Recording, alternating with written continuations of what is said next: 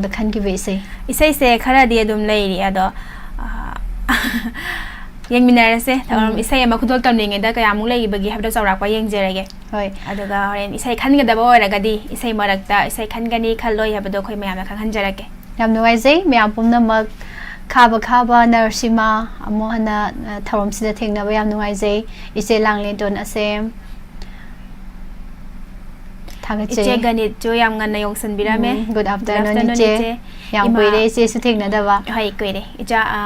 ima bimola konsam good evening akpigani good afternoon pangna na thore lei jenga sikamai dai no iche mabem thagachari tom thinyum khaibam thagachari taramna uksari soibagi haraga koigi degi kaino haraga ne andak se am soi jani da soi baje soi am soi haji wahai wata da degi kai hai ni khara adum soi re gi oina de wa se haining ban heman gi bagi hai hendoki dana ne dong ngang na ba na hona ba adum soi kang phan na nan thore da ada idea hujik je wa ngang do je pakhatlam ne ba soi gi dana pakhatlam ne ba lei se koi gi ai gi adum khanaw gi problem ni dana ko lei je bilya aduna ne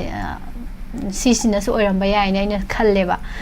ado adum ngang da bi da lei ge na su khalle do ngang bu hai na bi se dum lei ram ni ne adu su ek da ngang do se ngam da ba ai ngang wai khalam se ai ni ne ngang do ni ba huji yeng wa Now, Contosum Quire, SMS, Toram the Thing, the Bayano Isaiah, Taram, Oxley, black and white, and this on Tokna Fazer Cray. I do want to take baby pink color like camera, the white in a taramal. Nene, can Char Canta Wangzum, good afternoon, sir. Chiche ko bire smina taw pa si amnu ngai hai tare ko min ko ro matam da oi kamen irak pada iche inaw icha smina imau gum hai bira ga di akhoi na swimming se ko budam nu ngai ba yam nu ngai ni hai tare nu ngai se hai tare ko hai daga nene Helen thagachari ne ro ni ado di ahan be sei kana gi no khan birak pa yeng se do di bidya ahan be sei se ho waro ganbi nang se on thok na su ningai chawida haina wow isai se ko haisnam romes na sakli ve sei isai si mata ta jage mi saina so habire duga isai se khabi lagi ba sina yumnam sana tomba ning thauja haina ning thauja na khanbi rak pe se charang pat lakshmi bazar dagi na thabi rak pe SMS ni charang pat tagi ko hoi ho warogan bi nang se on talk na so ningai chawida sai se thengna gi driba male na sum khan bada ai su ta driba male sai ari ba je phanam dit khara di dum ta yam li bo oi ba di oi de bo goi sai je ado jeng jage oja haisnam romes oja romes ki sai di khara di dum le do hai bi sai sing marak sida di yarom dre no ba jage no we say oi do bra yeng jage am tang warogan bi have ne bo ko makha da kare nang se on thok na so ningai chawida lai biram la ga din nga ga dam ne sai se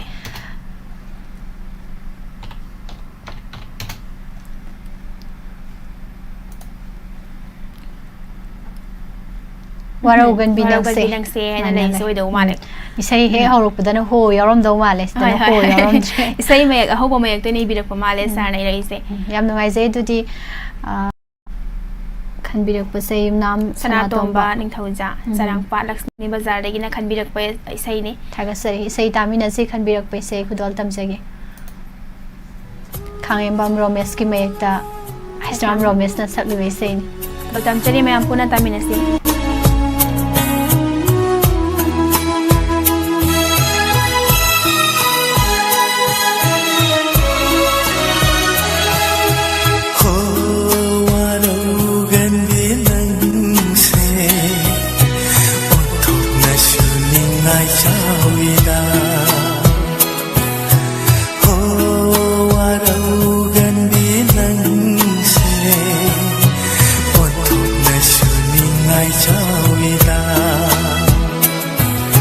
사울에서 어둠 파제 이뻤다 빡제 이농다능시 사울에서 어둠 파제 이뻤다 빡제 이농다능시 그리기 어두 성리바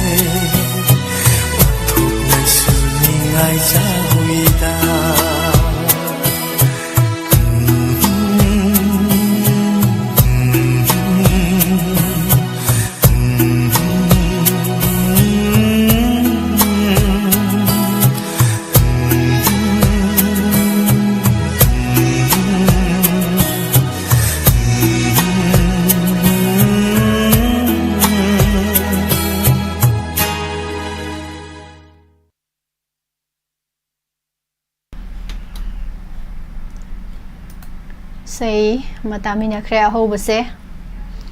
ibung AKE mai senthari basurgi Chelsea gi turban ani oiduna Ichel anina Ichel anina Ichel anina tabasingi thamoi thongal fawba thinbiri sokthaba naidana atabasingi thamoi penaba ibung zoi moirang them taram nok cheri ibung yam phajaba wahaini ibung AKE mai gi thagachari na chalani nasu thagachari ibung iche Prameshwari wahengbam thagachari ningbami goroba khuman mama Susila ukram taram nok cheri ma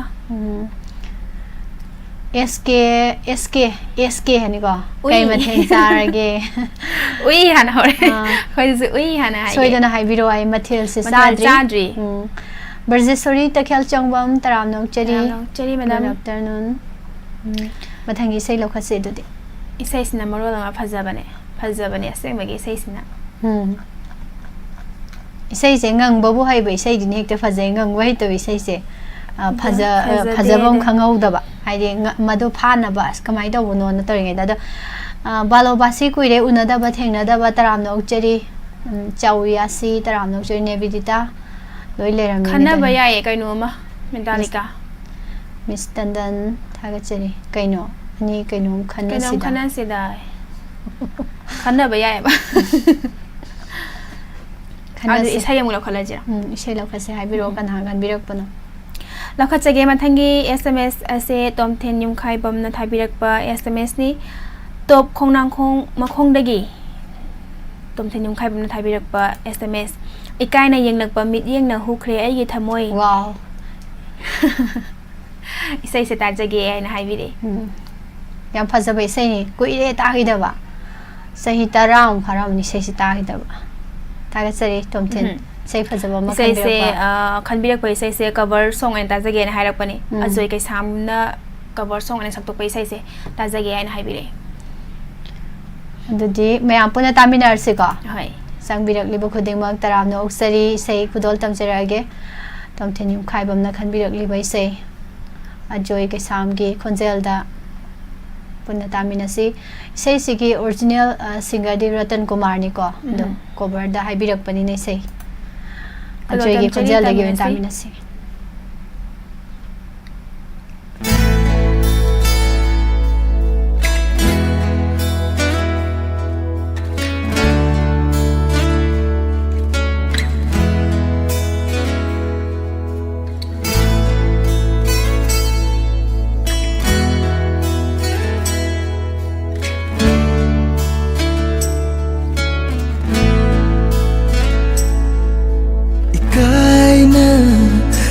Lakpa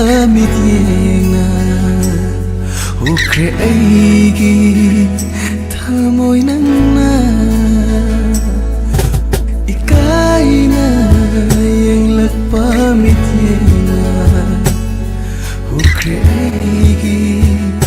thamoy nangna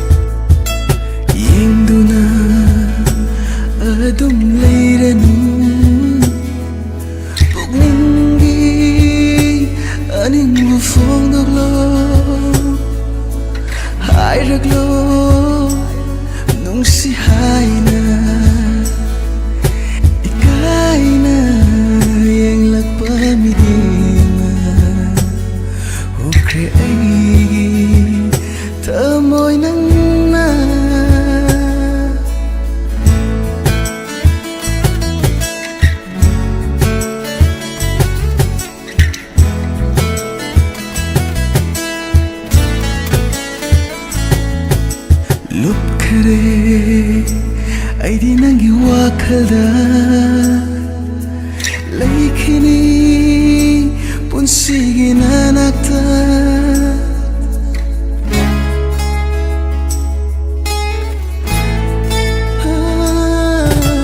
ꯂꯨꯞꯈꯔꯦ ꯑꯩꯗꯤ ꯅꯪꯒꯤ ꯋꯥꯈꯜꯗ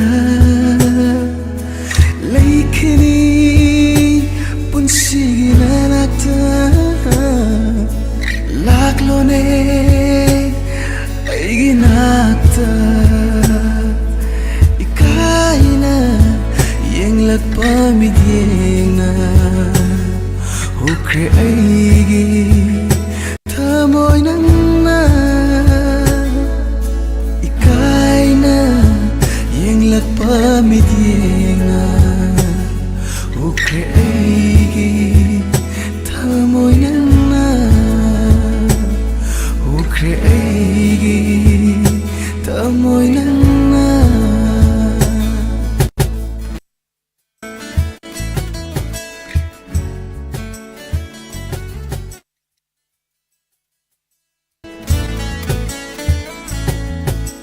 ꯂꯨꯞꯈꯔꯦ ꯑꯩꯗꯤ ꯅꯪꯒꯤ ꯋꯥꯈꯜꯗ Thagasari S. Robita, Sabir Maibam, Segane, JL Cruz, Taramnasari. JL Cruz, hello, Taramnokchari. Ibung Sabir Maibam, Amom Tongjo, good afternoon. Madam Savitri Latongjam Taramnokchari. Malam Nganpi, Namaithem. Honong Dambasalo. Honong Damba. Ado Ramoy. Karmano. Saka. Ado Zala. Mane Oramani, Arbin Nidogo. Say a whole dunya in a nutty hina. Imo Okram, say a whole do cow, any toys. Canogi Arbin Giam, Ming said Kiwi saying Arbin Jake told over the Dushe to the power in Nong Dambada. Oh, Nong Dambada. A sing money in a tabano, singer a sing money in a tabano, and I'll put hold them. Hey, something Sigi Congel's standing in it. As I my singer couldn't make my Tongan, Mamma, how a mamma, Loyla, Kaka jump, Kaka come butter, I'm not telling. I think it's same local. I Imama Bim Zing aside a go get organ hundred. Cover Imama Bim, Taran Hokcheri, I go on out of quarter food. Mexico. So it is a am and that's my ideas. She might lack what then. Zimmy means it's a father. Think what you're no kilo again, who's a gun. Anti, I can the accident to E. Lady accident to E. Under the SMS and Mulacolaze. Can be up Lokachage, Miss Isayamata Tajage. Singer Somorjit Ningombam na sakpai say Matam Supagidi Kaubangam Leroy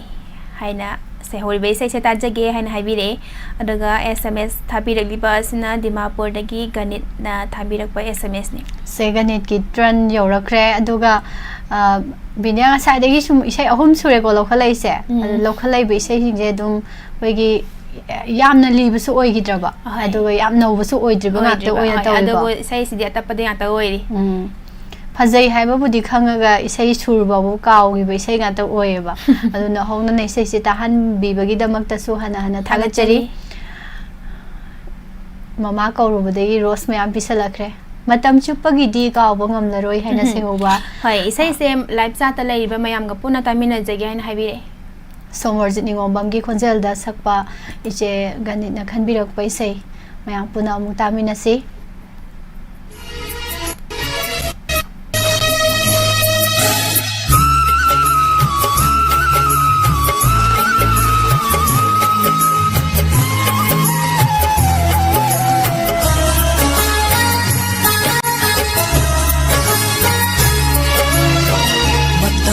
Pagidi kau bangam laron matam suk pagidi kau bangam laron mirai ram lasu aibu infok lam lasu nangna yung siwa khalda ngauraba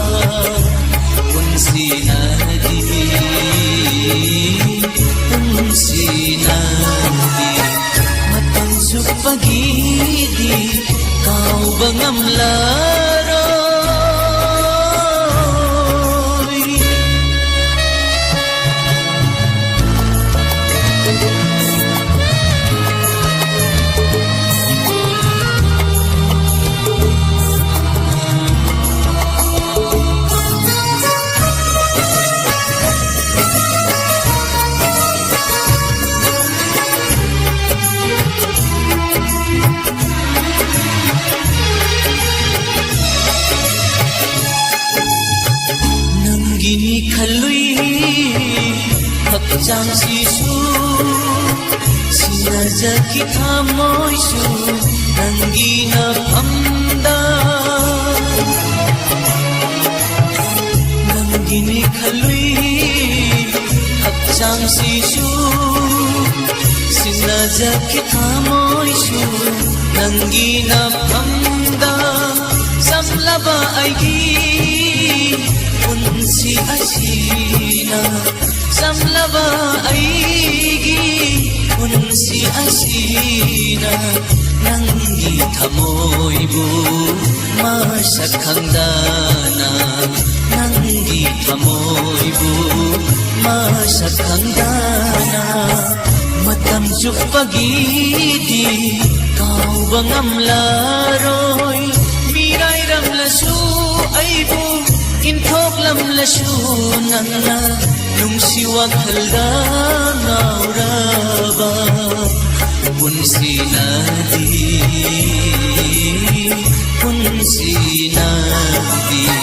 matam sukpagidi kauba ngamlaroy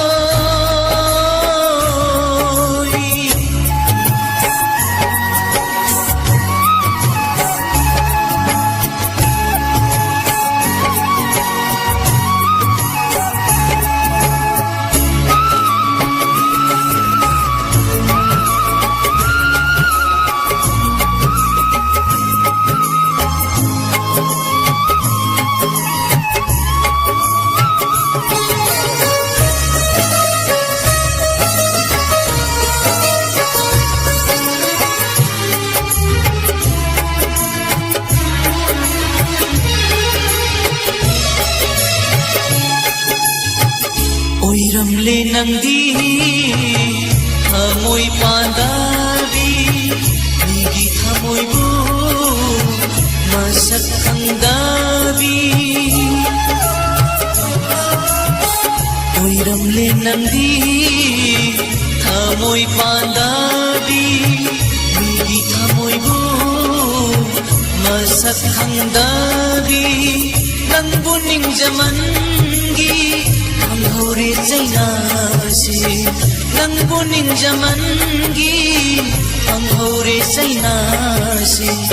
ai hore thamoy se masitana ai hore thamoy se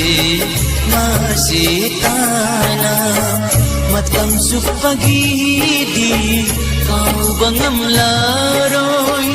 mirai ramlasu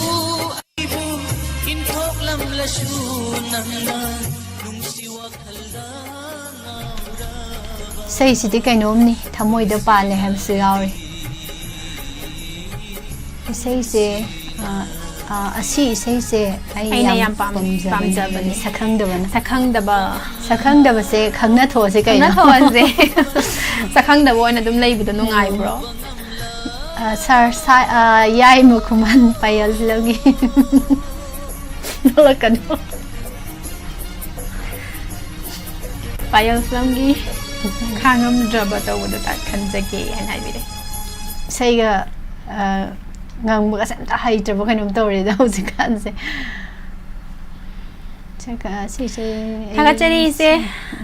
iche gane che sai ta piram thaga chari kaino na sai ko JL na su hai ko sai si thamoy da pale haraga suktok pagi emoji wa kayo he he he tar tha chale Miss Anibu wahang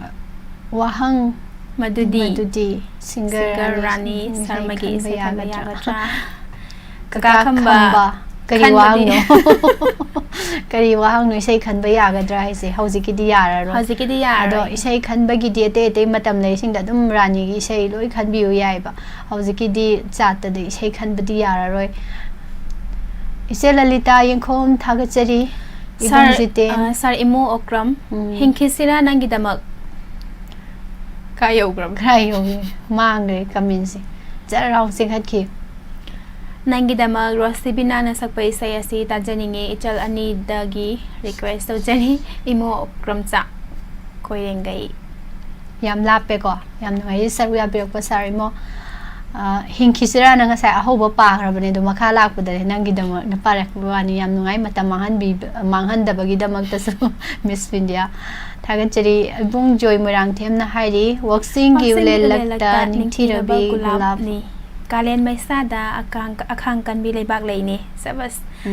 nahakna sokthaba naidana aikhoigi thauna oi pumnamak momol nok hanbani matam sangna mayam gi thawgal ngamba oi hanbira sanu an haibire kanada no haise kanada ning kaimta chu palaktamni na mayam ngasi yam phajai sai tiase ngasi gi lab yawi bo mayam doina dedicate taw thokhrase khoini gi maike de gi mingse ta hapak termni na ko yam no ai je mayam pumnama guiding lu palmai good afternoon eche good afternoon mathangi sei kanagi no yengse dudi ibung anjan ho jai nga sister ani dagi dialogue amta tawro o nai matang sa adan dialogue ai si kana hi miss hello miss dipu ai gas kai dialogue taw hi no ne hek hai jin bo ali di SMS mula khat ke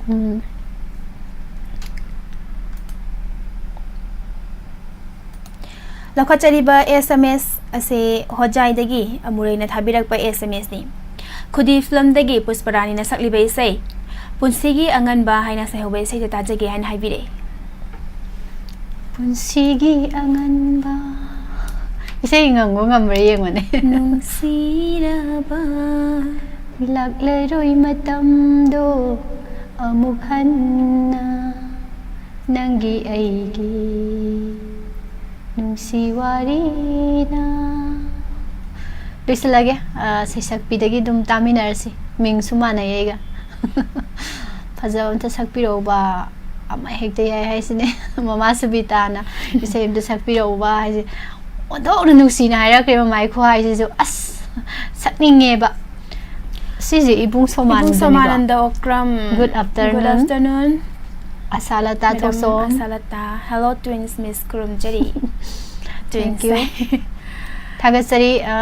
hojai degi na khanbirak hojai degi sei khanbirak pa live to di yaubudi ude isel ani gi program hek yaudabada chaka sadi hojai ngapata ya maliko kari hapjara mi se khan ba ya bro ibung risi khuman khan ba hojik ibung yadri thagasari sei taminasi mayam khanbirak pa kudol tamjage hojai degi amurai kudol tamjari khanbirak libai sei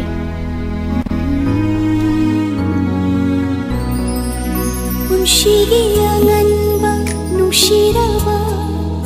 lagleroi matam do amuk hanna Nungshigi angan ba nungshira ba lagleroi matam do amuk hanna Nangi nungshi warida mipum khoding nakalak na sona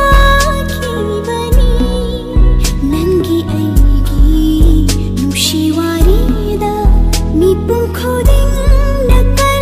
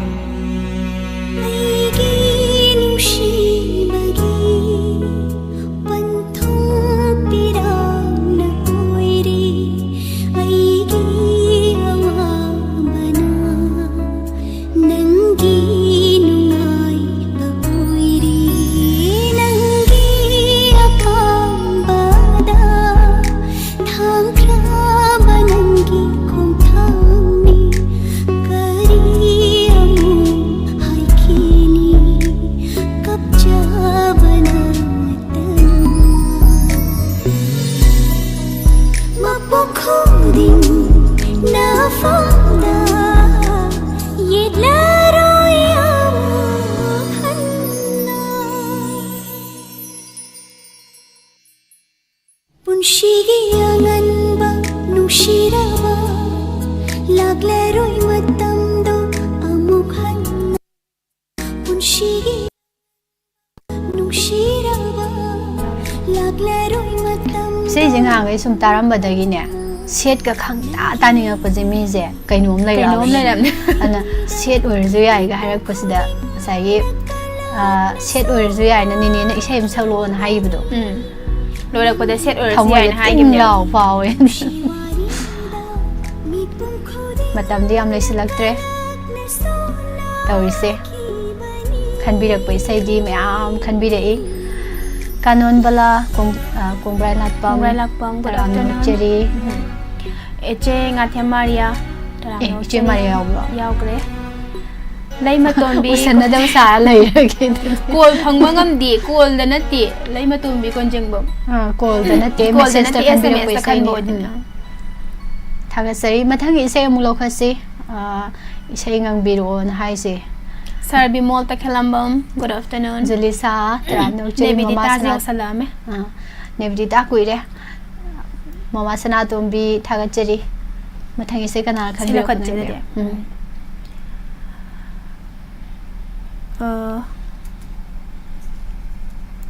la khajeri mathangi SMS ase kasar dagi joyana thabirakpa SMS ni machu taret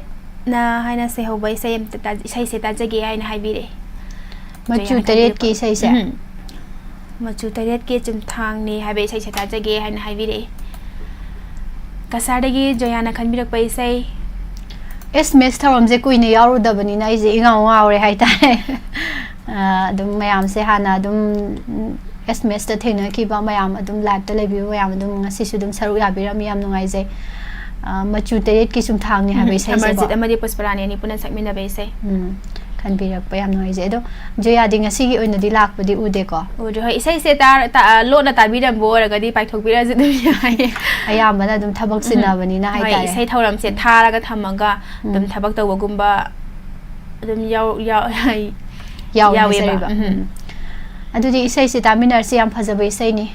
machu taret ki sum thang ni hai bai sai se makok ti kaw bu kaw re do yam puna ta minar se kudol tam jege singkhai thoki ma ekta sai kudol tam jeri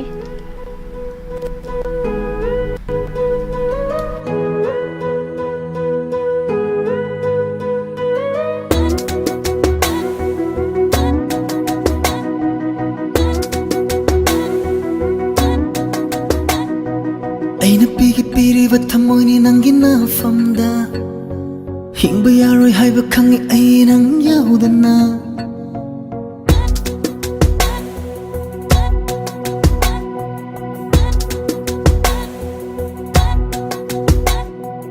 aina pigi piri wathamoini nangina famda hingba yaroi haiba khangi ainang yaudana aina nangbu nungsiba hongba naiba machu nate nungsibana yomlaba nungsibani aigi machu tarit ki chum thangi chap mana re nang aigi khom tha khetna ba lai tare nang aigi wakhal khoi dare ning tire fajare rang se wakhal su thamoi su tinare ibani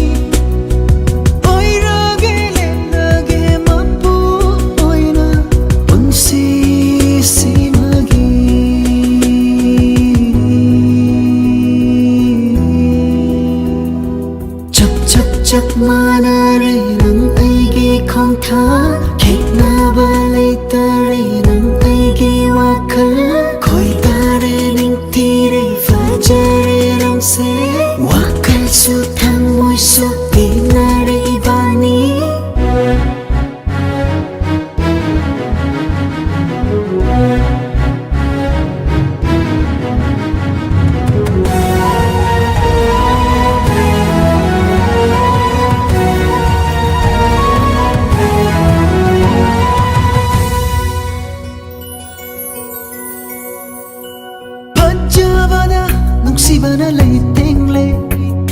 apambasu nungsibana kupsinkre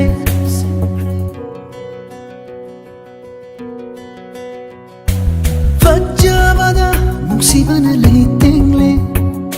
apambasu nungsibana kupsinkre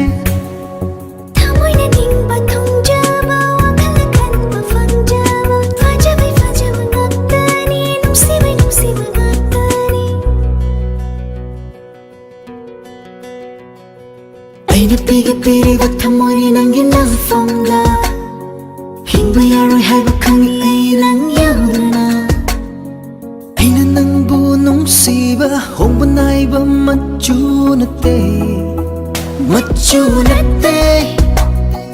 Nungsibana yomlaba nungsibani aigi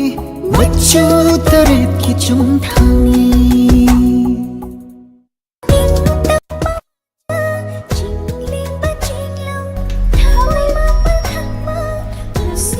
Binja isai sakta ba ya ma ya roi dor ba kaino dori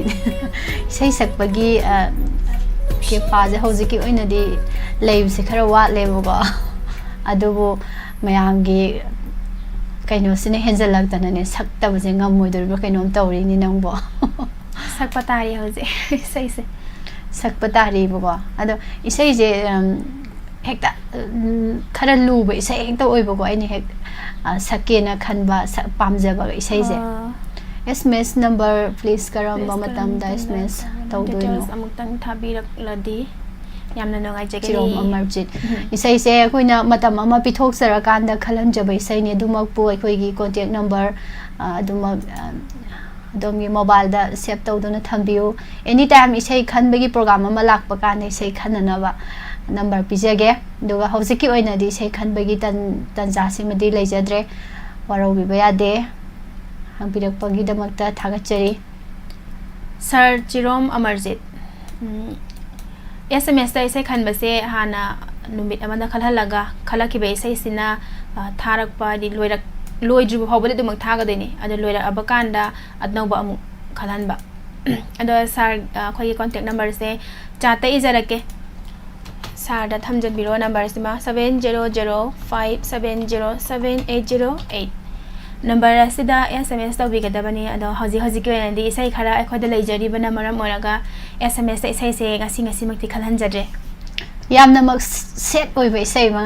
khudol tamjara age ngasi gi pumpham sida set taning bo mayam da dedicate tawjage yam set haibu yam set oiba isai kaina je tale khudol tamjara ke mate ama yam lo ba scan ge yam wang be sai ne do sum kari sai ngangjige na sum khalak pa gan si mate ama ngangi bana phado sum man ba mu khanjale music si kam do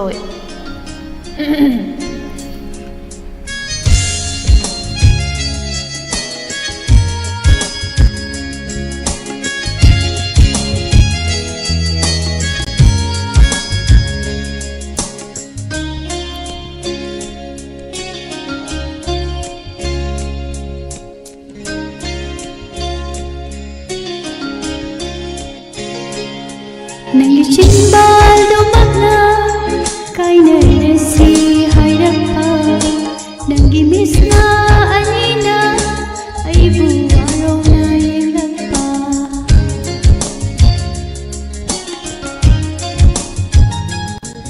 Nangi chimbal do magna kaina resi hairappa Nangi misna anina aibu arona yelappa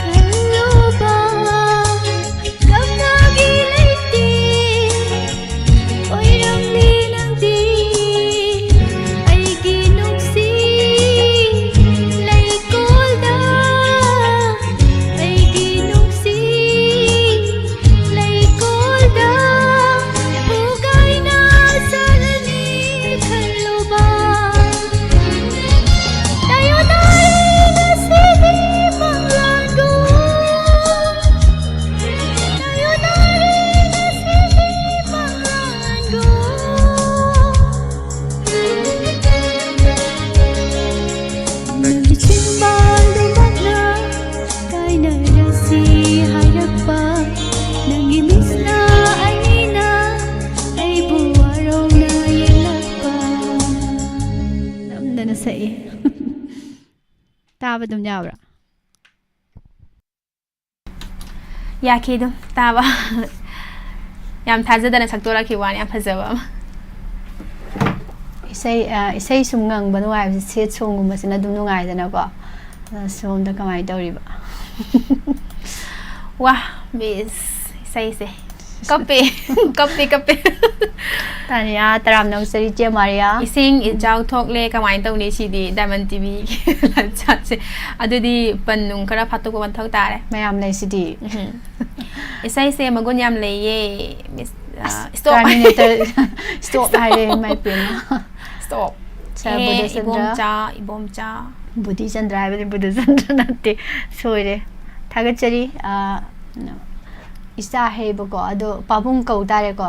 ꯄꯥꯕꯨꯡ ꯕꯨꯙꯤꯆꯟꯗ꯭ꯔ ꯇꯔꯥꯝꯅꯧꯆꯔꯤ ꯑꯕꯦꯝ ꯍꯁꯅꯥꯝ ꯃꯃꯥ ꯁꯨꯕꯤꯇꯥ ꯊꯥꯒꯠꯆꯔꯤ ꯃꯌꯥꯝ ꯄꯨꯝꯅꯃꯛ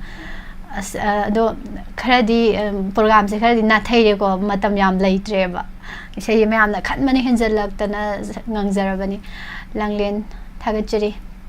ꯃꯊꯪꯒꯤ ꯏꯁꯩ ꯂꯧꯈꯠꯁꯦ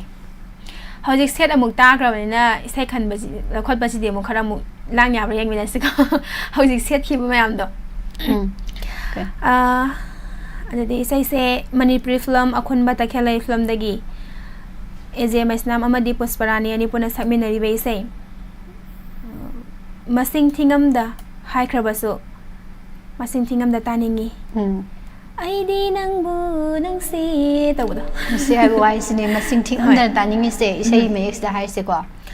ꯑꯗꯣ ꯈꯟꯕꯤꯔꯛꯂꯤꯕ ꯑꯁꯤꯅ ꯍꯩꯔꯣꯛ part 2 ꯂꯥꯏ ꯎꯃꯪꯗꯒꯤ ꯒꯧꯔꯕ ꯈꯨꯃꯟꯅ ꯊꯥꯕꯤꯔꯛꯄ SMS ꯅꯦ ꯂꯥꯏꯚ ꯆꯥꯠꯇ ꯂꯩꯕꯤꯔꯤꯕ ꯃꯌꯥꯝꯒ ꯄꯨꯟꯅ ꯋꯥꯍꯣꯡ ꯔꯦꯗꯤꯑꯣ ꯇꯥꯕꯤꯔꯤꯕꯒ ꯄꯨꯟꯅ ꯇꯥꯃꯤꯟꯅꯖꯒꯦ ꯍꯥꯏꯅ ꯍꯥꯏꯕꯤꯔꯤ ꯒꯧꯔꯕꯁꯨ ꯂꯥꯏꯚꯇ ꯎꯈꯤꯕꯅꯤ ꯑꯗꯨ ꯍꯧꯖꯤꯛ ꯋꯥꯏꯗꯤ ꯑꯃꯨꯛ ꯎꯈꯤꯗ꯭ꯔꯦ ꯑꯗꯨꯕꯨ ꯁꯣꯏꯗꯅ ꯑꯗꯨꯝ ꯇꯥꯕꯤꯔꯝꯒꯅꯤꯅ ꯈꯟꯖꯩ ꯈꯨꯗꯣꯜ ꯇꯝꯖꯒꯦ ꯐꯖꯕ ꯏꯁꯩ ꯑꯃꯁꯨ ꯈꯟꯕꯤꯔꯛꯑꯦ ꯑꯈꯨꯟꯕ ꯇꯈꯦꯜꯂꯩ ꯐꯤꯂꯝꯗꯒꯤ ꯑꯦꯖꯦ ꯑꯃꯗꯤ ꯄꯨꯁꯄꯔꯥꯅꯤ ꯈꯥꯏꯗꯦꯝ ꯏꯃꯣꯒꯤ ꯃꯌꯦꯛꯇ ꯇꯣꯅꯤ ꯑꯍꯩꯕꯝꯅ ꯊꯋꯥꯏ ꯍꯥꯞꯄꯤꯔꯒ ꯁꯩꯁꯛꯄ ꯑꯃꯗꯤ ꯁꯩꯁꯛꯄꯤ ꯑꯅꯤꯒꯤ ꯈꯣꯟꯖꯦꯜꯗꯒꯤ ꯁꯛꯄꯤꯈꯤꯕ ꯏꯁꯩ ꯈꯨꯗꯣꯜ ꯇꯝꯖꯒꯦ ꯑꯃꯨꯛ ꯃꯌꯥꯝ ꯄꯨꯟꯅ ꯑꯃꯨꯛ ꯏꯁꯩꯁꯤ ꯑꯃꯨꯛ ꯇꯥꯃꯤꯟꯅꯁꯤ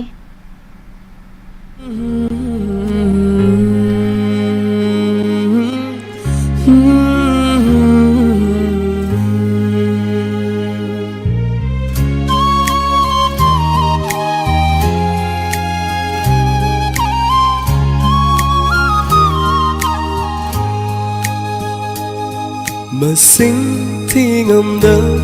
haikrabasu Masing tingamda taningi Amutanga hayune nungshina Aidi nangbu nungshi Aidi nangbu nungshi Lamang narurava aigi punsi Nanggi nungshi wahisina May ragum oire aigi di Aidi nangbu nungshi Aisu nangbu nungsi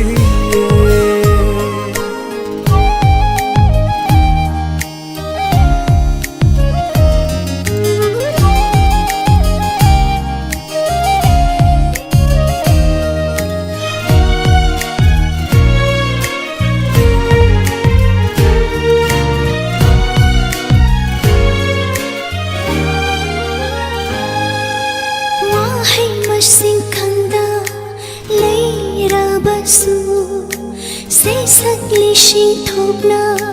simlabasu pakshilu yade aigi laying shida nangna pamjaba wahai sinatana Arembani ahing lai rembi ginaushun Arembani kokil gi khoi thum la khonje Umna mak mai thiba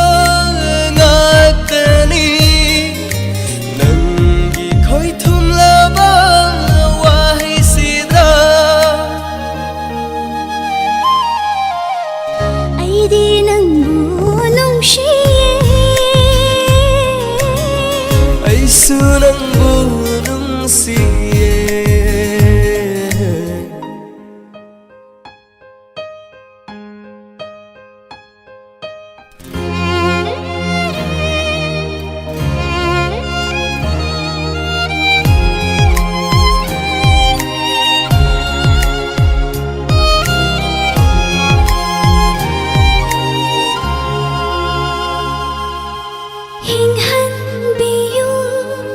Narum thukna loi han biyu na khong khara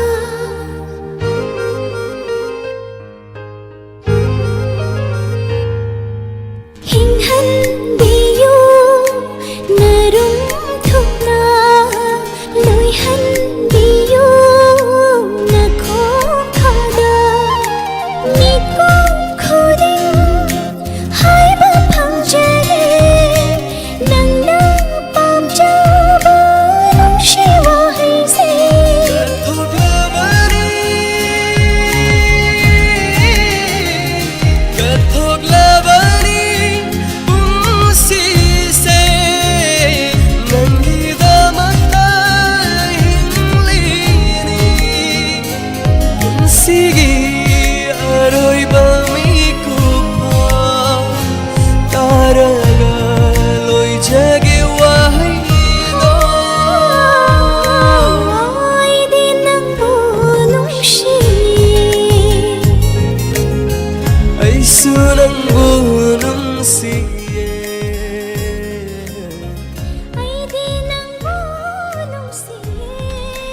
Sari pumna mak thawa ma sibum ma pum phan biriba andak se radio data bi bu mayam de ngasi sei khan bagi ste yaw yaw te ko sei ta khalak tra bra kaino adum khalak pra mamang ki episode sing da ai mamang da khara khara de yaw khre andak ki dum ita ta de ba ko ngasi la khot pa sida de radio gi mi sing yaw da ba male khot pa sida ningombam ibotum bi sing kari kau tu no kau re thagasari taram nok cheri hidang mayum niki bem bem KS ibung anjan abem haisnam e ibom sa taram nok cheri thagasari me apom namak mathangi sei amatang galokhat piu pung se ngai hak adum sei magi khulong sa badu library se saribom sa khuman taram nok cheri Lokhat jage mathangi SMS thabirakliba se mama ibeman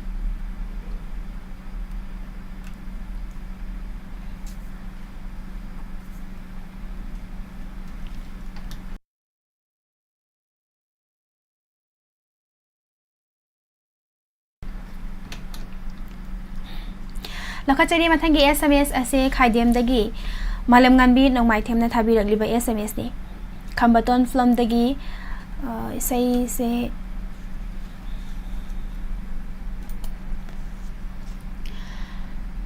Lokhat jage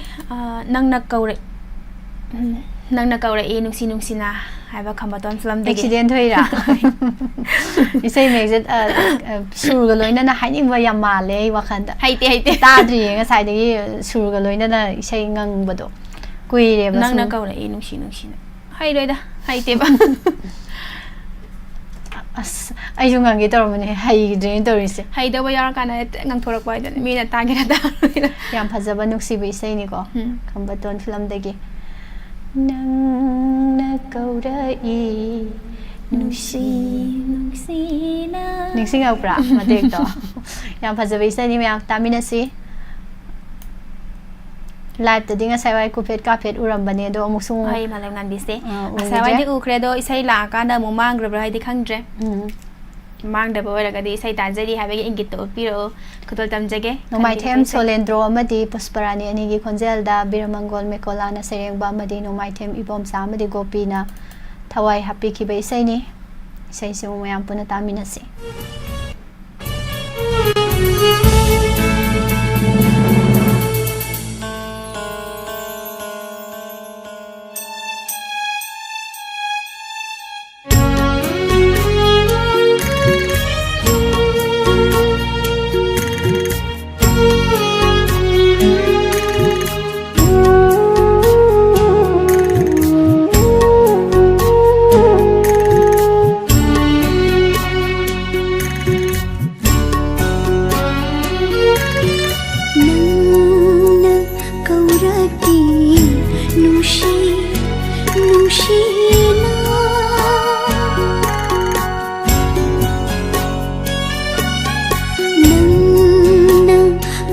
ꯀꯧꯔꯛꯏ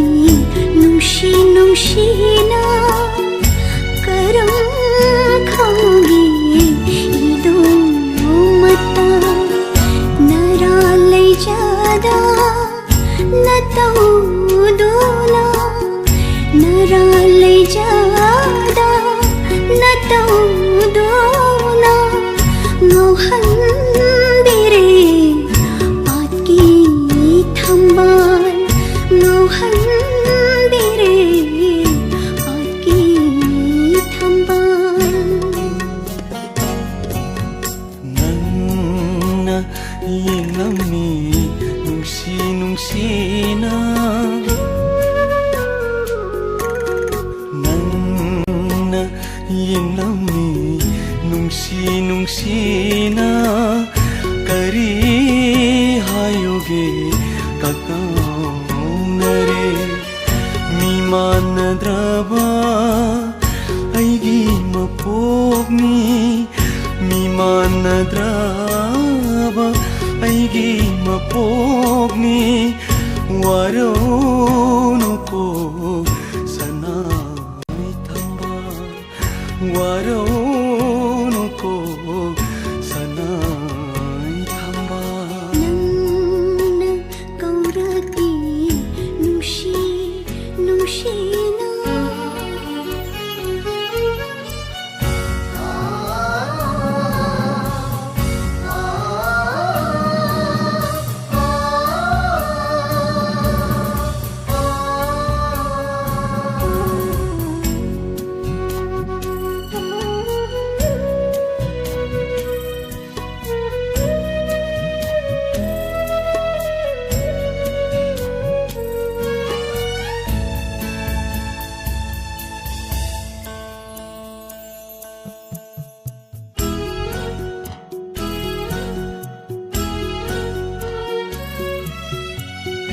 ingagi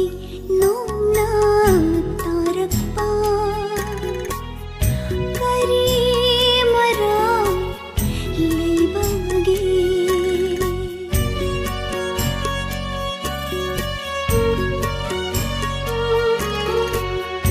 ingagi nongna tarakpa kari mara leibagi nangbu nungshibay piramse iralirasu ngapiyo ningamdana loikhinu ningamdana loikhinu aigi ning ayukse aigi ning ayukse ꯅꯪꯅ ꯌꯦꯡꯂꯝꯃꯤ ꯅꯨꯡꯁꯤ ꯅꯨꯡꯁꯤꯅ ꯀꯔꯤ ꯍꯥꯏꯌꯨꯒꯦ ꯀꯛꯅꯧꯅꯔꯦ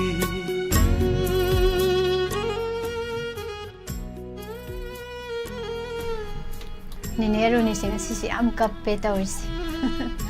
Isai meyek se phajamalle. Kainom tawre thamoida. Phajabi toisam mama phajabi. Yam nungai mama phajabi kawuse. isai matang sida yam nokan bi ai bok te no ingo phaurak tram adaw mayam di kapchadi ai be kap tam ni ko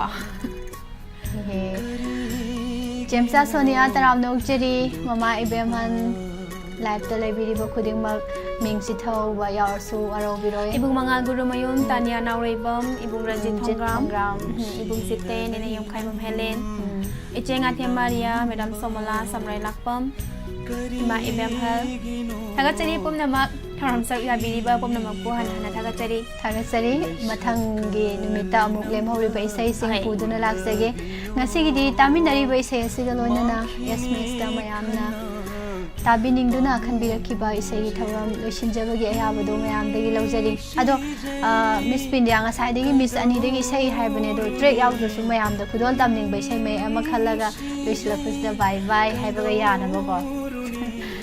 มาเตะมาสมลานโทปิรโมแล้วมิสอันนี้ได้กี่ให้บันนี้นะไอ้กี่ดิสักเครดดาไอ้กี่